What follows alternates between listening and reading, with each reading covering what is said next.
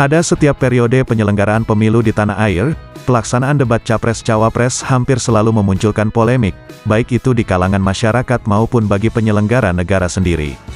Menunjukkan bagaimana perdebatan tersebut bahkan telah terjadi dalam eksperimentasi pertama debat Capres pada tahun 1999, perdebatan kembali muncul pada proses pemilu tahun 2004, tahun 2009, tahun 2014, tahun 2019 dan kini pada pemilu tahun 2024. Pada tahapan pemilu 2024 disebutkan bahwa perdebatan terjadi dalam konteks format pelaksanaan debat. Kalangan luas menilai bahwa penyelenggaran debat yang khusus mempertemukan antar cawapres penting untuk memberikan pengenalan pada tokoh terkait. Peniadaan debat khusus antar cawapres dinilai sebagai bentuk keberpihakan terhadap salah satu paslon.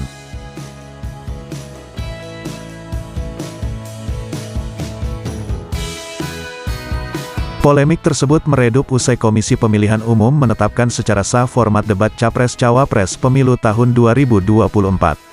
Ditetapkan KPU bahwa seri debat Cawapres tetap akan diselenggarakan, namun dengan sedikit perubahan di mana Capres akan tetap hadir, sementara kesempatan berdebat di podium tetap mengacu pada jadwal yang telah ditetapkan. Dalam tataran yang lebih luas, kehadiran polemik menunjukkan antusiasme dan atensi terhadap debat Capres. Tidak hanya di Indonesia, atensi demikian juga didapati di berbagai negara lain di seluruh dunia yang menyelenggarakan debat Capres atau ACAP, lebih dikenal sebagai debat pemilihan presiden atau Presidential Election Debat. Pelaksanaan acara debat di berbagai negara di luar negeri tidak hanya menunjukkan bahwa debat Capres merupakan tahapan wajib dalam penyelenggaraan pemilu, namun juga unsur penting dalam pengejawantahan demokrasi.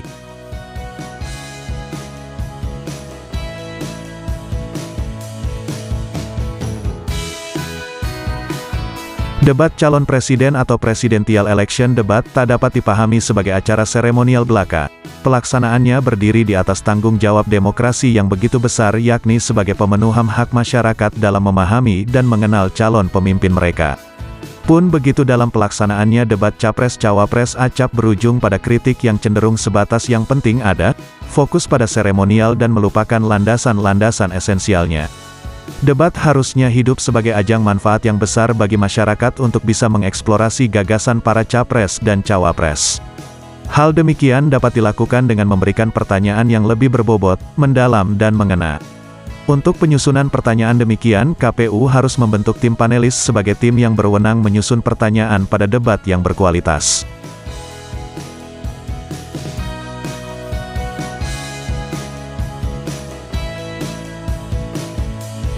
Debat kepresidenan di Amerika Serikat menjadi salah satu tonggak perdana sekaligus tolak ukur dalam pelaksanaan dalam sejarah politik elektoral. Sebagai tonggak perdana, debat Capres yang ditayangkan langsung melalui televisi diselenggarakan pertama kali di Amerika Serikat pada tahun 1960. Kala itu debat mempertemukan Capres Richard Nixon dari Partai Republik dan John F. Kennedy dari Partai Demokrat.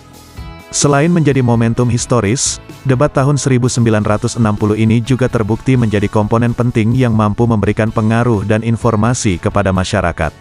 Sebelum debat, Richard Nixon sebagai petahana lebih diunggulkan, ia membangun dirinya dengan citra yang tegas, sementara Kennedy sebagai penantang baru lebih menggunakan pendekatan good guy. Meski begitu, momentum debat khususnya pada seri pertama menunjukkan keunggulan jauh Kennedy atas Nixon. Usai debat ketiga yang merupakan debat sebagai seri yang terakhir, menghasilkan kemenangan sangat tipis bagi Kennedy.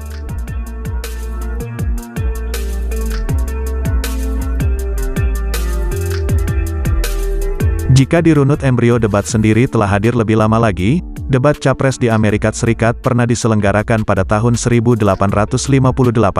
Kala itu publik menyaksikan debat antara Capres Abraham Lincoln dan Stephen A. Douglas.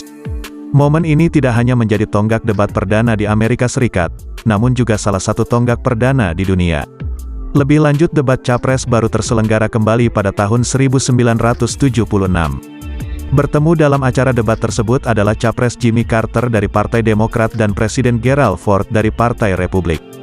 Layaknya momen pemilu tahun 1960 lalu, acara debat ini juga memberikan perubahan signifikan pada dinamika pemilih.